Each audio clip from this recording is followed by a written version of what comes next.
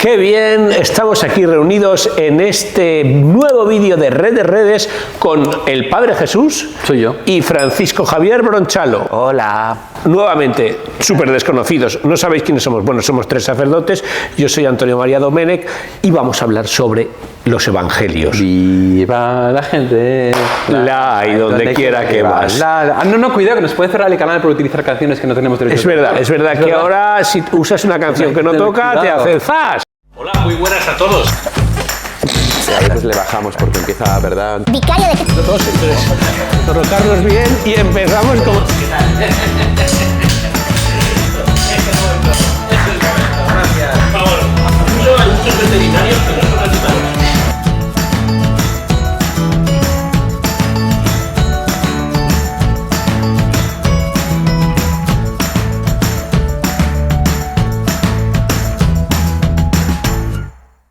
Los evangelios son cuatro libros que están dentro de la Biblia, en concreto del Nuevo Testamento, que explican fundamentalmente la vida de Jesús. Oye, aquí por lo más básico empezamos. ¿Y por qué se llama evangelio? Porque evangelio en griego significa buena noticia. Y entonces lo que están diciéndonos es cómo transmitir esa esperanza de Cristo, que no es la que nosotros damos, sino la que nos da Él a través de la Sagrada Escritura, que es fundamentalmente lo que tenemos que utilizar para evangelizar. Y para Chiques del Camino nos puede decir cuál es la buena noticia. La buena noticia es que Cristo ha muerto y ha resucitado por tus pecados, hermano, para perdonarte y para que vayas al cielo. Qué grande, Pachi. Y hay una cosa más. Era mi momento. Anunciamos tu muerte, proclamamos tu resurrección. Ven, Señor Jesús, porque ese Jesucristo volverá. Y esa es la razón fundamental de nuestra esperanza. No cualquier otra cosa ni cualquier otro... Y de todo lo que hacemos, yo no dedicaría mi vida a otra cosa si no supiera que esto es verdad y no lo hubiera encontrado. Ahí está, exactamente. El evangelio, que estaba pensando, el evangelio es el que era, el que es y el que ha de venir. Sí, exactamente. Aquel que era, que se hizo hombre, que es porque ha resucitado y que ha de venir. Porque vendrá para salvarnos. Qué bonito.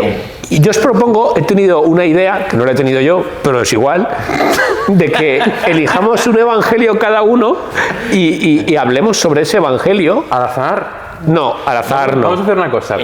Vamos a contar a la 3 y a la de 3 decimos cada uno el que hayamos pensado, a ver si coincidimos o no, ¿vale? Fenomenal. Venga. 1, 2 y 3. Mateo. Oye, el pobre Marcos, ¿qué pasa? Marcos, ¿por qué no? Bueno, Marcos para que lo lea la gente, porque es más corto y es el más corto, es como Antonio María, es el más corto. Marcos lo eliges tú. Tú eliges leer el Evangelio de San Marcos. El Evangelio de San Marcos. Oye, corto, Antonio María. Entonces, ¿tú has dicho cuál vas a hacer? El Evangelio de San Mateo. Pues venga, ¿cuál es el primero? Dale. San Mateo está significado porque cada evangelista tiene como un avatar, y el de San Mateo es un hombre con alas, porque nos habla al principio de la genealogía de Jesús que viene desde Dios. Y entonces como que desde lo alto Dios se hace hombre y pone allí todas las personas que intervinieron en esa generación, como los árboles genealógicos que ahora todo el mundo está buscando desde el COVID. ¿Cuánto daño ha hecho el COVID? Bueno, entonces, además, Mateo era del pueblo judío y escribe el Evangelio para los judíos que se convertían a la fe cristiana. Era republicano. No, publicano. Porque cobraba los impuestos. Entonces es uno de los referentes para aquellas personas que nos sentimos que hemos hecho cosas mal en la vida, que Jesucristo puede sanar y darte un corazón nuevo. Porque hasta una persona que cobraba impuestos al pueblo judío para un imperio pagano como el romano y se enriquecía de lo que cobraba, era odioso, hizo Jesús que lo dejara todo y que le siguiese. Y lo que te estaba contando, al escribir, él pone mucho hincapié en demostrar, uno, la perfidia de los fariseos, porque los conocía bien, que los había tratado por motivos económicos. Segundo, el cumplimiento de las profecías. En el Evangelio de San Mateo se ve mucho como dice, como estaba escrito por el profeta y como decía el otro profeta, porque para un judío es muy importante que el Antiguo Testamento se haga realidad en el Nuevo. porque como conoce la Sagrada Escritura perfectamente, eso le habla de que ese Jesús es Dios. De hecho, en Israel están prohibidos los Nuevos Testamentos para intentar evitar que la gente se dé cuenta de que aquello que se había dicho se ha cumplido en Cristo. Pero el Evangelio de San Mateo tiene muchas más cosas. Jesús, dinos algo de San Mateo. Mateo significa don de Dios. Es probablemente un sobrenombre que le puso el Señor, que eso me enteré hace poco, porque de hecho en Marcos y en Lucas se le llama Leví, y sin embargo él se llama Mateo, ¿no? Don de Dios. Precisamente, probablemente el Señor le cambió el nombre para mostrar de alguna manera que era algo nuevo y también para que no le asociaran con el mundo de los impuestos, ¿no? Y él tiene algunos pasajes propios, y el más importante es: tú eres Pedro, y sobre esta piedra edificaré mi iglesia, y las llaves del infierno no la derrotarán. Te daré las llaves del reino de los cielos, lo que ates en la tierra quedará atado en los cielos. El primado de Pedro, ¿no? El primado de Pedro que aparece en el Evangelio de Mateo y que es clave para nosotros, porque es precisamente lo que nos habla del fundamento, ¿no? La roca que es Pedro, sobre la que se fundamenta la Iglesia católica, que es la verdadera. ¿Por qué dices que es un relato propio? Porque no aparece ni en Marcos, ni en Lucas, ni en Juan. O sea, hay algunos relatos que son propios de cada evangelista. Y luego hay otras cosas que salen en los 4, y esto lo único que hace es aumentar la facilidad de demostrar la historia de los evangelios, porque creemos cuando coinciden dos historiadores, Flavio Josefo y Julio César, y dicen algo y todo el mundo dice, pues seguro que es verdad, o algo sobre Napoleón. En cambio, de los evangelios la gente tiende a pensar que, bueno, esto es teología o religión, no es historia. No, también explican historia sagrada. O sea, que es Leví y luego ya no Leví. Una cosa sencilla, lo que más me gusta a mí del Evangelio de Mateo es el Sermón de la Montaña, los capítulos 4, 5 y 6. 5, 6 y 7. Gracias. Porque es un pequeño manual, una pequeña guía de cómo ser cristiano. Jesús subió ahí a la montaña y explicó la fe, explicó lo que era la fe, ¿no? Y entonces ahí habla de las bienaventuranzas, habla de la ley de oro, de tratar al otro como te gustaría que se te tratara a ti, y da pues todo ese manual de vida sencilla que cualquiera podemos vivir, y en qué consiste el seguimiento de Cristo. Y a mí me gusta releerlo, me ayuda incluso a hacer el examen de conciencia, ¿no? Leerlo en la Escritura. Y bueno, me parece que hay que tenerlo ahí como pequeño evangelio de cabecera también para nuestra vida cotidiana. Bueno, vamos a hablar ahora de otro evangelista. Después de Mateo va Marcos, que no le mencionamos, es un evangelio muy breve, no vamos a hablar mucho de él, que recoge la predicación de Pedro, ¿no?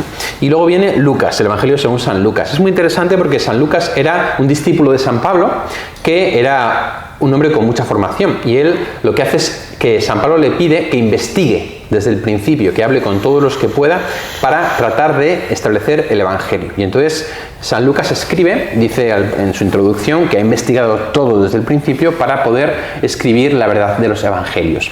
Lucas es un hombre griego, escribe para el mundo internacional en ese momento, que era el mundo griego, y escribe enfatizando sobre todo la misericordia de Dios. Es el evangelio de la misericordia de Dios. Tiene materiales propios muy bonitos, como la parábola del hijo pródigo, que algunos dicen que es como la esencia del evangelio, el buen samaritano, o recoge algunas frases de Jesús en la cruz que no están en el resto de evangelios, como lo de hoy estarás conmigo en el paraíso, o Padre, perdónanos porque no saben lo que hacen, ¿no?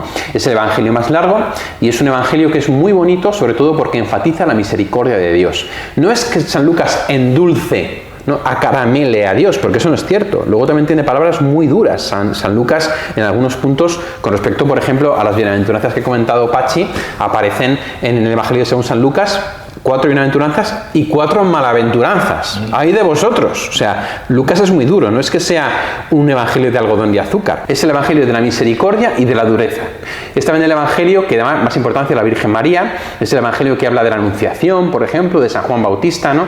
Es un evangelio muy interesante, muy bonito, muy fácil de leer, pero que además cuando tú analizas, por ejemplo, el lenguaje que utiliza, te das cuenta de que las partes introductoria o final, las partes que escribe Lucas, ¿no? Que también escribió, por cierto, los Hechos de los Apóstoles, tiene un lenguaje como muy suyo, muy técnico, pero que la parte que habla de todo lo que es Jesús es un lenguaje distinto, mucho más arcaico, lo cual quiere decir que él ha recogido material anterior, lo ha unido a su evangelio y lo ha transmitido sin alterarlo.